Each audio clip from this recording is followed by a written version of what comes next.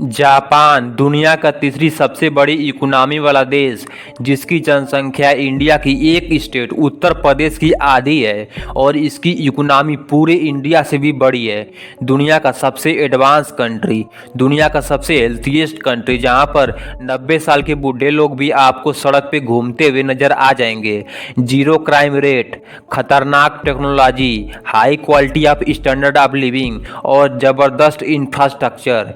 लेकिन जापान की इन सारी तरक्की के पीछे छुपा एक भयानक सच, जिसके बारे में शायद ही लोग बात करते हैं और शायद इसी वजह से आने वाली कुछ सालों में जापान पूरी तरह से कोलैप्स करने वाला है। चैनल को पहले तो सब्सक्राइब कर लीजिए, क्योंकि यह वीडियो आपका होश उड़ा देने वाला है।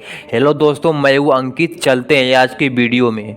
शुरुआत करते हैं वर्ल्ड वार 2 से, जब जापान भी वर्ल्ड वार 2 में कूद गया। इसमें जापान जर्मनी और इटली के साथ था और एलाइज पावर के खिलाफ लड़ रहा था। इस युद्ध से पहले से ही जापान चाइना के साथ युद्ध में था। ये वो समय था जब जापान अपने टॉप पे था। कोरिया से लेके चाइना तक, म्यांमार से लेके ऑस्ट्रेलिया तक सब जापान के कब्जे में था। लेकिन बात तब बिगड़ गई जब वर्ल्ड हर्बट पर जापान के हमले ने अमेरिका को भी इस युद्ध में खींच लिया। फिर क्या था, अमेरिका ने जापान के 2 शहर हिरोशिमा और नागासाकी पे एटम बम गिरा दिया और जापान ने तुरंत सरेंडर कर दिया। 1942 में हुए टोक्यो पे 2 हमले से लेकर 1945 में 2 बम गिराए जाने तक, इन 4 साल के युद्ध ने जापान के इंडस्ट्रियल पावर को पूरी तरह से उखाड़ के फेंक दिया। इकोनॉमी पूरी तरह से कोलैप्स कर चुकी थी। स्टील प्रोडक्शन का 95% खत्म हो चुका था। देश भूखमरी के कगार पे आ गया था। लोगों की लिविंग कंडीशन बेहद बिगड़ चुकी थी। खाने की चीजें बहुत महंगी हो चुकी थी। लेकिन वो कहते हैं ना कि अगर शेर एक कदम पीछे ले तो इसका मतलब ये नहीं कि वह डर चुका है, इसका मतलब ये है कि वह दोगुना तेजी से छलांग लगाएगा। और हुआ भी वही। जापान की इकोनॉमी इतनी तेजी से बूम हुई कि पूरी दुनिया देखती रह गई। वर्ल्ड वार 2 में हुए सारे नुकसान को रिकवर करते हुए, भूखमरी, इकोनॉमिक कंडीशन, महंगाई सबको दबाते हुए 1980 तक सिर्फ 30 से 35 सालों में जापान चाइना और रसिया को पीछे छोड़ के दुनिया की दूसरी सबसे बड़ी इकोनॉमी बन चुका था।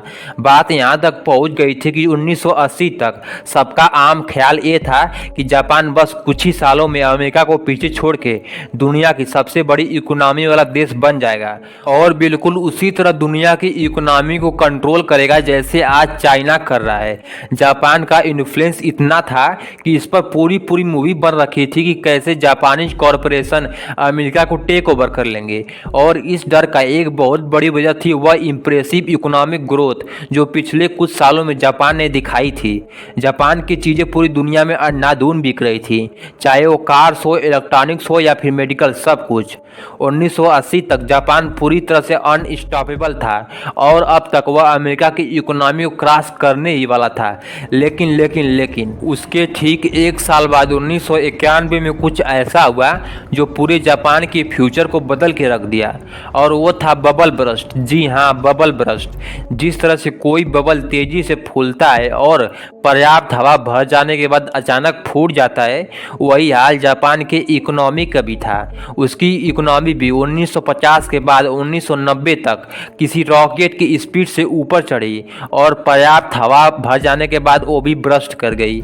आप इस ग्राफ में देख सकते हैं किस तरह से 1950 से लेकर 1990 तक जापान की इकोनॉमी तेजी से ऊपर चढ़ी और जैसे ही अमेरिका को क्रॉस करने ही वाला था, उसने जैसे अपनी स्पीड ही खो दी हो, जैसे इसका ईंधन ही खत्म हो गया हो। और इस इकोनॉमिक क्राइसिस ने जापान के पूरे एक जनरेशन को अफेक्ट किया। इसका अफेक्ट इतना हुआ कि फिर से जापान की इकोनॉमी वह गति पकड़ ही नहीं पाई जो पहले थी, और अब तो शायद माइनस में भी जाने के कगार पे है। लेकिन बात यहाँ ये है कि अब क्या हुआ, अब तो जापान को रिकवर करना चाहिए।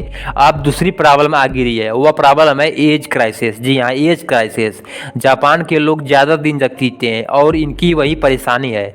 असल में जापान की 1/3 आबादी यानी 30% लोग बूढ़े हो चुके हैं, और 30% कोई मजाक बात नहीं है। किसी देश की आबादी 30% खाली ओल्ड एज पॉपुलेशन हो तो उस देश की इकोनॉमी का क्या हालत होगा, कोई बताने की बात नहीं है।